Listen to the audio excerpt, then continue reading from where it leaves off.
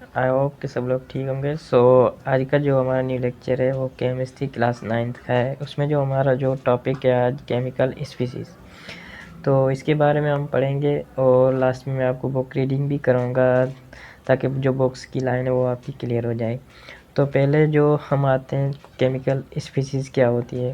देखो, chemical species if one molecule is identical to another we can say they are same chemical species.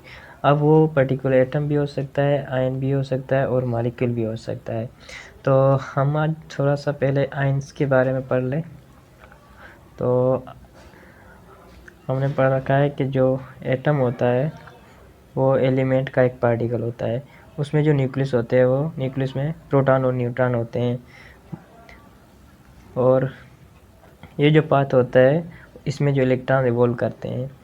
तो इसमें shell के, L और M shell. अब के shell में मैक्सिमम 8 इलेक्ट्रॉन आते हैं।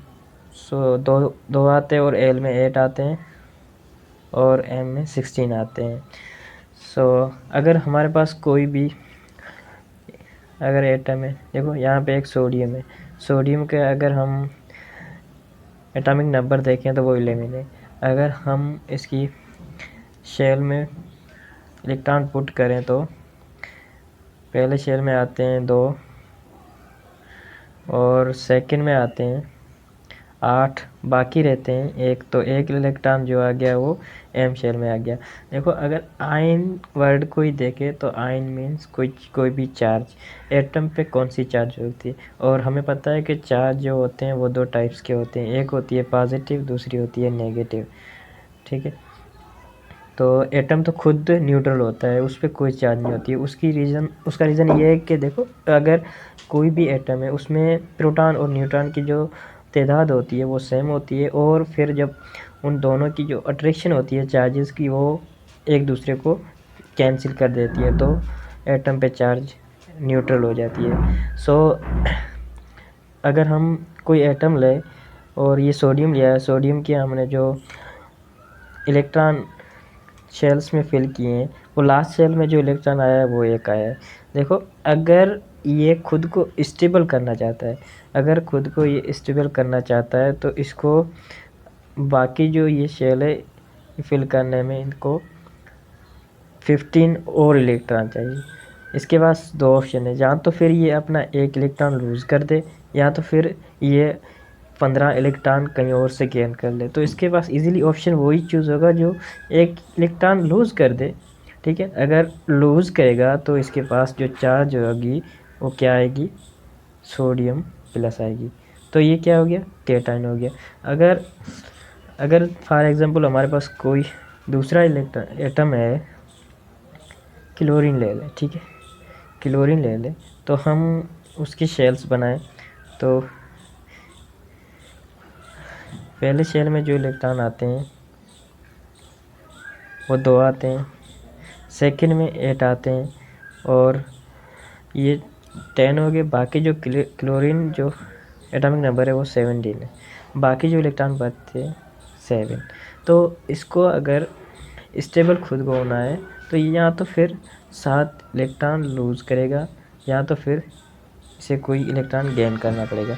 इसके पास इजीली एक ऑप्शन है तो वो 1 इलेक्ट्रॉन गेन कर ले और ख़ुद को स्टेबल बना ले। ठीक है, तो ये हो गया। तो क्लोरीन पे कौन सी चार्ज आएगी, नेगेटिव आएगी, क्योंकि इसने 1 इलेक्ट्रॉन गेन किया है। और सोडियम पे कौन सी चार्ज आ गई थी, पॉजिटिव आ गई, क्योंकि इसने 1 इलेक्ट्रॉन लूज़ किया है खुद को स्टेबल करने के लिए। हम चलते हैं आयंस की तरफ के जो देखो, ये कोई एटम है, कौन सा एटम है और न्यूट्रल है। अगर वो इलेक्ट्रॉन लॉस करता है तो उस पर कौन सी चार्ज आती है, पॉजिटिव, और उसे हम कहते हैं केटाइन। अगर कोई एटम इलेक्ट्रॉन गेन करता है, गेन करने पर उस पर कौन सी चार्ज आएगी, नेगेटिव, और उसे हम क्या कहेंगे, एनाइन। देखो, केटाइन और एनाइन। अब थोड़ा सा ये कॉन्सेप्ट है कि जो केटाइन है, केटाइन पे देखो पॉजिटिव चार्ज है, और ये जो टी है ना, टी से हम रिलेट करेंगे तो ये पॉजिटिव है।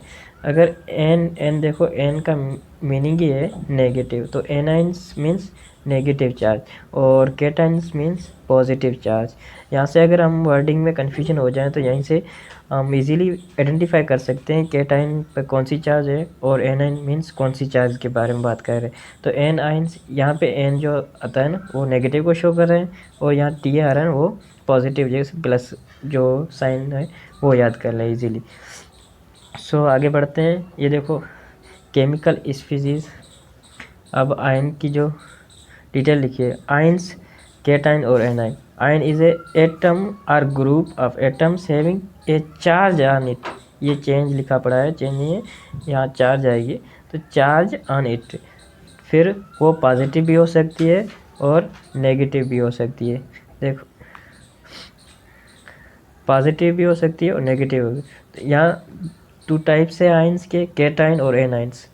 तो the cations are form when atom lose electron from its outermost shell. देखो हमने अभी देखा था जो सोडियम था, सोडियम के जो 11 इलेक्ट्रॉन थे तो वो अपना एक इलेक्ट्रॉन लॉस कर दे रहा तो वो खुद स्टेबल हो जाता था। स्टेबल होने के लिए देखो ये इलेक्ट्रॉन लॉस कर दिया तो फिर ये इस पर कौन सी चार्ज आयन क्या हो गया, केटाइन हो गया। फिर आते वो एक जो हमने क्लोरीन का एग्जांपल लिया था, क्लोरीन क्या कर रहा था, वो अपना एक इलेक्ट्रॉन गेन कर रहा था। तो गेन करने पे उस पर कौन सी चार्ज आ रही थी, नेगेटिव चार्ज आ रही थी। नेगेटिव चार्ज पे हम उसे क्या बोल रहे थे, एनाइंस बोल रहे थे। देखो अब ये सिर्फ एटम पे आ गई, वो कोई मालिक्यूल भी हो सकता है। यहाँ पे मीथिन का लिखा पड़ा है तो मीथिन पे अगर मीथिन एक मालिक्यूल है, ठीक है। अगर मालिक्यूल पे चार्ज आ गया तो हम उसे कहते हैं मालिक्यूलर आयन, मालिक्यूलर आयन कहेंगे। अगर फिर भी अगर मालिक्यूलर आयन है तो वो एनाइन भी हो सकता है और केटाइन भी। ये देखो फॉर एग्जांपल ये मीथिन का लिखा पड़ा है तो ये कौन सा है, केटाइन है। अगर एनाइन भी हो सकता है, कोई दूसरे इलेक्ट्रॉन्स होते हैं, तो ये मीथिन कौन सा था, एनाइन था। आगे चलते हैं। देखो ये अब आते हैं फ्री रेडिकल। फ्री रेडिकल तो देखें मैं आपको थोड़ा सा यहाँ पे बता दूँ फ्री रेडिकल क्या है, मैं थोड़ा सा आपको यहाँ पे क्लियर कर दूँ। फॉर एग्जांपल हमारे पास कोई भी इलेक्ट्रॉन है, कोई भी एटम है, उसके जो इलेक्ट्रॉन्स है वो लास्ट शेल में पेयर्ड है। पेयर्ड मीन्स दो दो और ये लास्ट शेल ले रहे हैं हम, ठीक है। टोटल 6 इलेक्ट्रॉन है, 6 इलेक्ट्रॉन तो ये कौन से पेयर्ड इलेक्ट्रॉन है। अगर तो पेयर्ड इलेक्ट्रॉन को हम ऐसे भी लिख सकते हैं ना, एक ये हो गया, एक ये हो गया,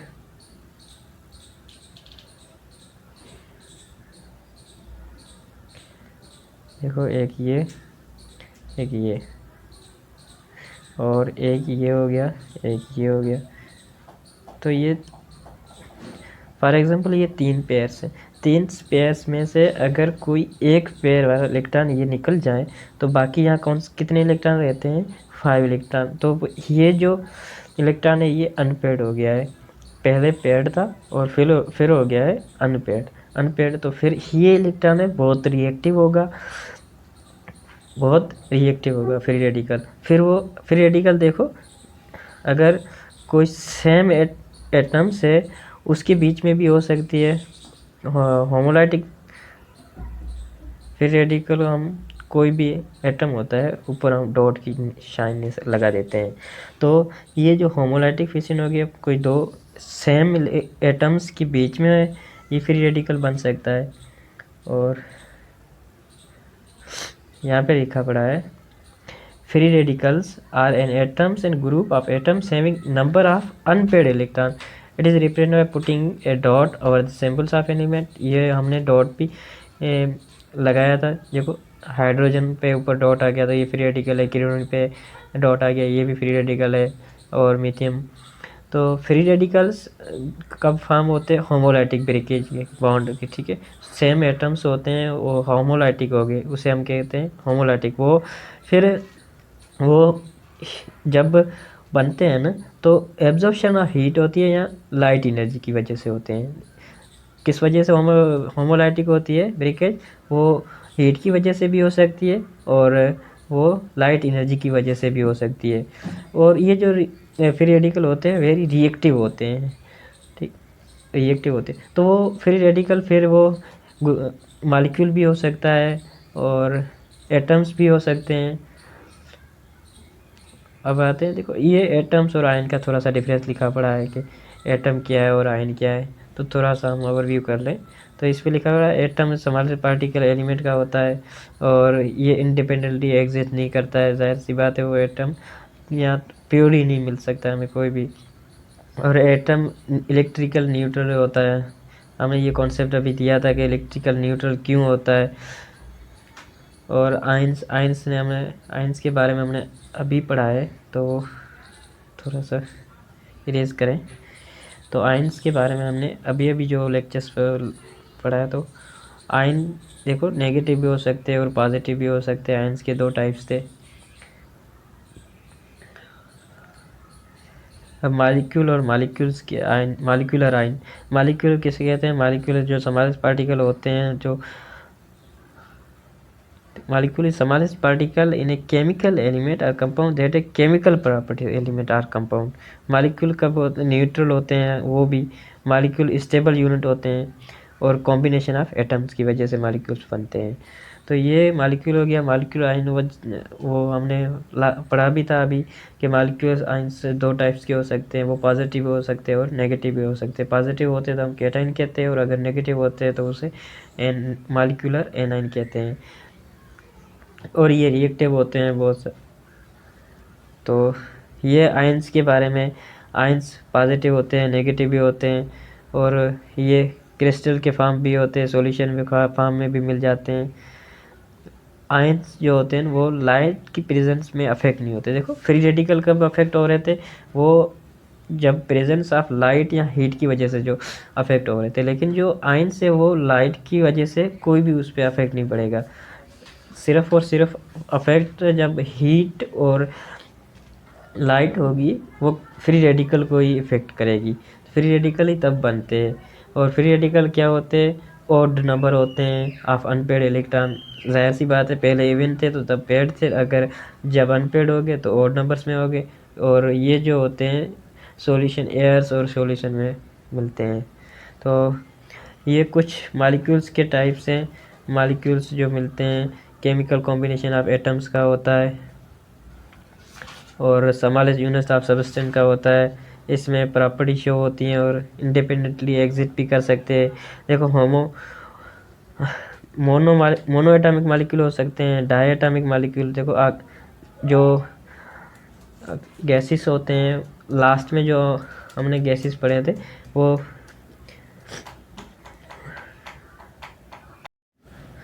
अच्छा देखो मोनो एटॉमिक मॉलिक्यूल्स होते हैं वो इंडिपेंडेंटली एक ही मॉलिक्यूल होता है। फॉर एग्जांपल हमने कोई नोबल गैसेस में पढ़े हैं, नोबल गैसेस जो अक्सर करके वो हमें मोनो एटॉमिक मॉलिक्यूल की सूरत में मिलते हैं। डायटॉमिक देखो H2O जिसमें दो मॉलिक्यूल्स हो,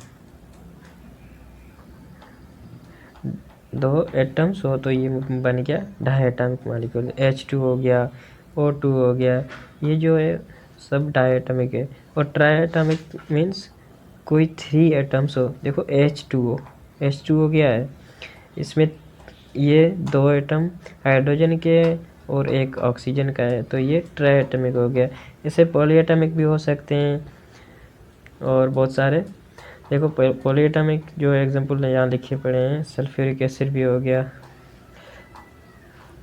या सल्फ्यूरिक एसिड लिखा पड़ा है और बेंजीन हो गया और ग्लूकोज हो गया। ऐसे जो सारे जो होते हैं मॉलिक्यूल्स वो पॉलीएटॉमिक मॉलिक्यूल्स होते हैं। ठीक है, तो आज तक लिख के ये इतना ही काफ़ी है।